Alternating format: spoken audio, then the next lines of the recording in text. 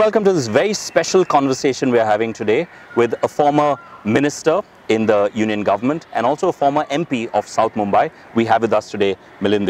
Milind, thanks so much for joining us today. Thanks Vivian. I hope you'll be extremely candid in what you say. I'm always candid. All right, thanks so much, Milind. So Milind, you know, we've seen an extremely interesting week, right? We've seen Donald Trump with Kim Jong-un. Prior to that, he was at the G7, where he seemed to be trashing all his counterparts there. What's going on, do you think? I think with the North Korea peace deal is frankly fascinating and it's exciting. And I certainly welcome it, and I think everyone who's for international peace should.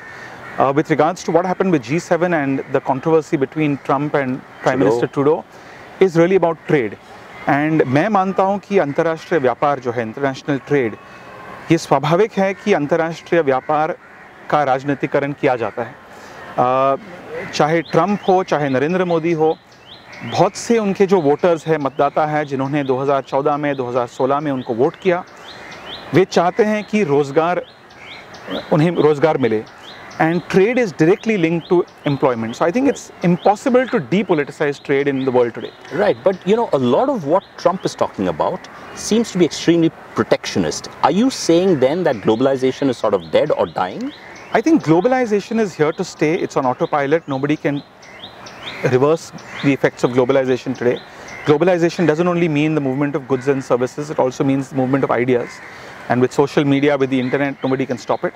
But I think there's no harm in saying, let's look at renegotiating trade deals and make trade more equitable and just for our country. But what happens then to a country like India, Milind? For example, we export a lot of software to the US, we import a lot of electronics, we import a lot of petroleum. What happens then to a country like India? Well, so for India, for example, our trade with the United States accounts for about 16% of our exports.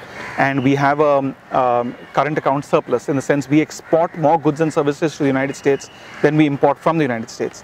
But the visa cap, for instance, on software professionals, in essence is like an import duty. What that means is companies like Infosys and Wipro are now hiring more US professionals also.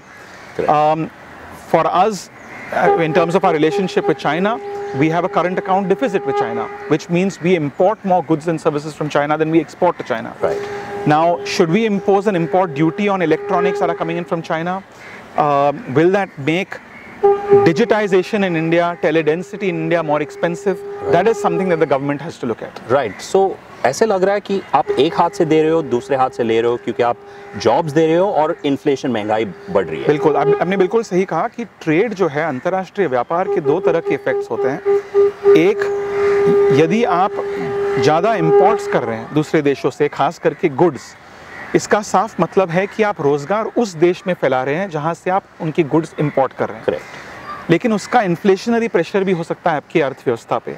तो हर सरकार का ये कर्तव्य और दायित्व बनता है कि उन्हें तय करना होगा कि वे इन्फ्लेशन और रोजगार उसकी बैलेंस कैसे रखें.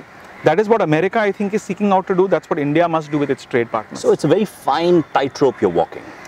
Well, it is a fine tightrope, but I think that globalization has happened so rapidly around the world that it's but natural that certain sections, certain constituencies in different parts of the world have been left out and have been hurt very badly because of the effects of globalization. And I think those constituencies are being more and more vociferous electorally.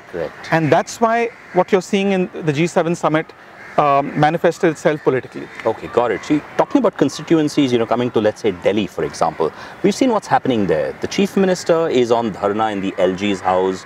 I mean, what's going on? It's extremely confrontational politics, isn't it? I think it's very unfortunate what's happening in Delhi. And देखिए, मैं मानता हूँ कि एक नेताओं में अहम की भावना नहीं होनी चाहिए.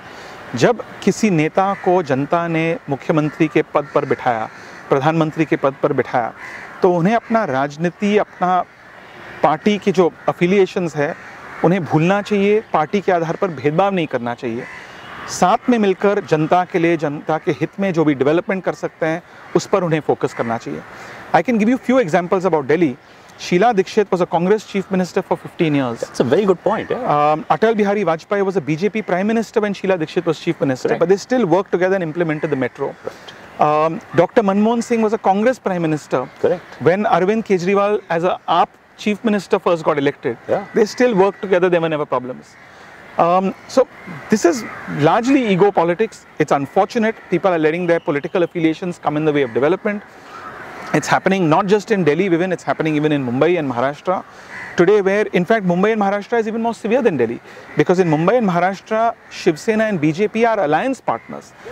They're part of the same government. Correct. But yet they're fighting, and their infighting is hurting development in the state of Maharashtra. Right, you know, talking about Mumbai and Maharashtra, we're sitting here in the Cuff Parade Bayview Marina Garden. Two videos which have been going viral this week. Also, one set in a garden, Prime Minister doing his yoga, and the other of shikanji and coke. What's your take? Well, firstly, this garden doesn't have the rock that's present in the Prime Minister's residence, but I'm actually blissfully ignorant about sugary drinks, whether it's shikanji or Coca-Cola. Okay. And unfortunately, I don't practice as much yoga as I should.